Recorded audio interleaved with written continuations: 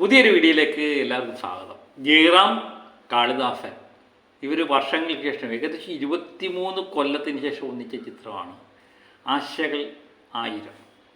പേര് കൊള്ളാം അല്ലേ, ആശകൾ ആയിരം. നമ്മുടെ ആശകൾ പൂവിട്ടോ എന്ന് ചിത്രം കാണുമ്പം ചിത്രം കാണാൻ കയറിയത് വളരെയധികം പ്രതീക്ഷയോടെയാണ്. പേര് സൂചിപ്പിക്കുന്നത് പോലെ ഒരു കൊച്ചു ചിത്രം, ഒരു കുടുംബചിത്രം എന്നൊക്കെയുള്ള ലേവലിൽ തന്നെയാണ് നമ്മൾ കയറി കാണാൻ ശ്രമിച്ചത്. കാരണം ജയറാമുണ്ട്, കാളിദാസനുണ്ട്, പിന്നെ ആശാശരത്. ആശകൾ ആയിരം എന്ന് കേൾക്കുമ്പം തന്നെ ആശാശരത്തിനെ തന്നെ എനിക്ക് ഓർമ്മ വന്നു. ഇതിലെ നായി ആശാശരത്ത്, പിന്നെ ഇഷാനി കൃഷ്ണ, രമേഷ് പിഷാരടി, ഷറഫുദ്ദീൻ്റെ കഥാപാത്രം മികച്ച ഒരു കഥാപാത്രമായിട്ട് തോന്നി. ഏതായാലും ഒരു നനുത്ത ചിരിയോടെ കണ്ടുകൊണ്ടിരിക്കാൻ പറ്റുന്ന ഒരു കുടുംബചിത്രമായിട്ട് എനിക്ക് തോന്നുന്നു. പഴയ സത്യനന്ദിക്കാടിൻ്റെ ചിത്രങ്ങളെ ഓർമ്മപ്പെടുത്തുന്ന ഒരു ചിത്രമായിട്ട് തോന്നി. അതുപോലെ ജയറാമിനെ വളരെ നാളിന് ശേഷം ആ ഓജസ്സും തേജസ്സും ഉള്ള ജയറാമിനെ തിരിച്ചു കിട്ടിയ ഒരു തോന്നി.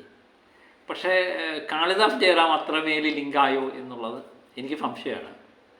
കാരണം അച്ഛനും മോനും തമ്മിലുള്ള ആ ബോണ്ട്, അവർ ഒറിജിനൽ അച്ഛനും മോനും തിയേറ്ററിൽ വന്നു കഴിഞ്ഞപ്പം കാളിദാസൻ്റെ അഭിനയത്തിൽ എന്തൊക്കെയോ ഒരു ഒരു എന്ത് ഫീൽ ചെയ്തതായിട്ട് തോന്നി. കാരണം വർഷങ്ങൾക്ക് മുമ്പ് നമ്മൾ കൊച്ചു കൊച്ചു സന്തോഷങ്ങൾ, കാളിദാസൻ്റെ കുഞ്ഞ്, അതുപോലെ എൻ്റെ വീട് അപ്പൂൻ്റെയും ആ ചിത്രങ്ങളും ഒക്കെ ആയിട്ട് തുലനം ചെയ്ത് നോക്കുമ്പോൾ അതിൻ്റെ അടുത്ത് ഇതൊന്നുമില്ല.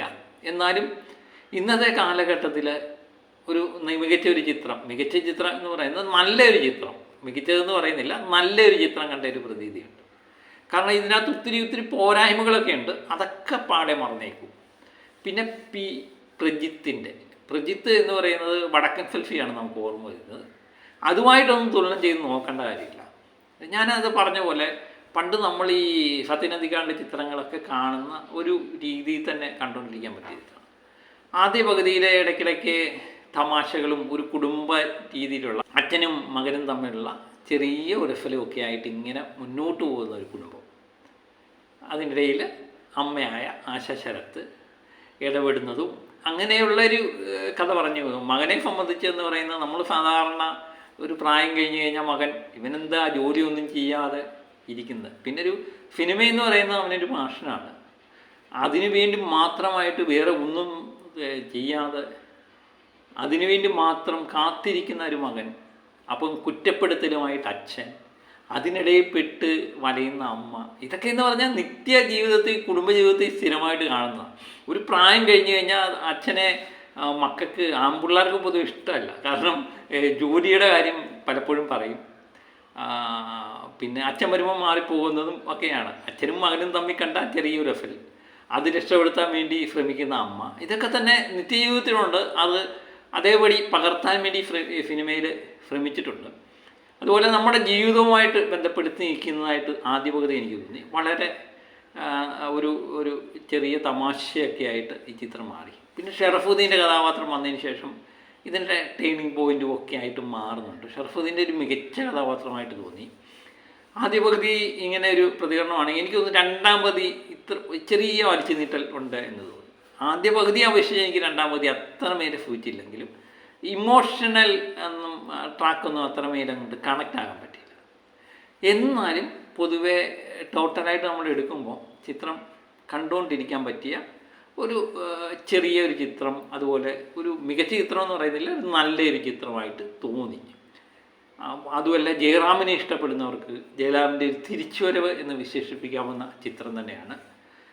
തമ്മിൽ എനിക്ക് തോന്നിയത് ഈ കാളിദാസൻ്റെ പഴയ കാല അഭിനയവുമായിട്ട് തുലനം ചെയ്ത് നോക്കുമ്പോൾ നമുക്ക് അത്ര അങ്ങോട്ടില്ല. പിന്നെ പ്രായത്തിൻ്റേതായൊരു പ്രശ്നമുണ്ട്, അത് അങ്ങോട്ട് കണക്റ്റ് ആയില്ല.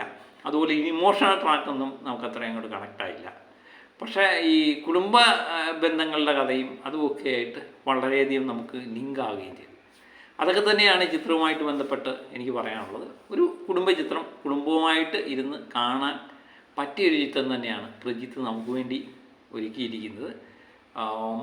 വേറെ ലെവൽ സിനിമയാണോ എന്ന് ചോദിച്ചു കഴിഞ്ഞാൽ അതൊന്നും എനിക്ക് അഭിപ്രായമില്ല. എന്നാലും കണ്ടുകൊണ്ടിരിക്കാൻ പറ്റിയ ഒരു നല്ല ചിത്രം എന്ന ലേബലിൽ തന്നെയാണ് ഞാൻ ആശകൾ ആയിരം എന്ന ചിത്രത്തെ വിലയിരുത്തുന്നത്. നിങ്ങൾക്ക് നിശ്ചയമായിട്ടും കുടുംബ ചിത്രങ്ങളൊക്കെ ഇഷ്ടപ്പെടുന്നത് നിങ്ങൾക്ക് നിശ്ചയമായിട്ടും ഇഷ്ടപ്പെടുന്ന ഒരു ചിത്രമായിരിക്കും. ഞാൻ നേരത്തെ പറഞ്ഞ പോലെ ഒത്തിരി പോരായ്മകൾ ചിത്രത്തിനുണ്ട്. അതൊക്കെ നമ്മൾ പാടെ വിട്ടുക.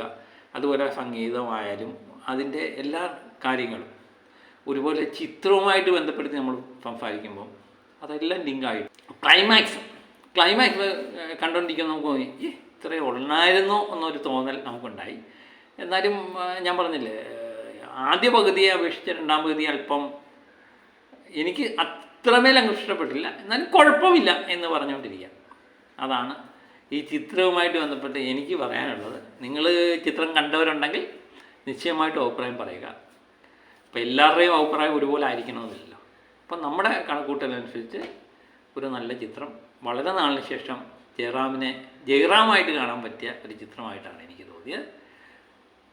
നിശ്ചയമായിട്ടും തിയേറ്ററിൽ പോയി ചിത്രം കാണുക. അപ്പോൾ മറ്റൊരു വീഡിയോയുമായിട്ട് വീണ്ടും ഞാനെത്താം. ഓക്കെ.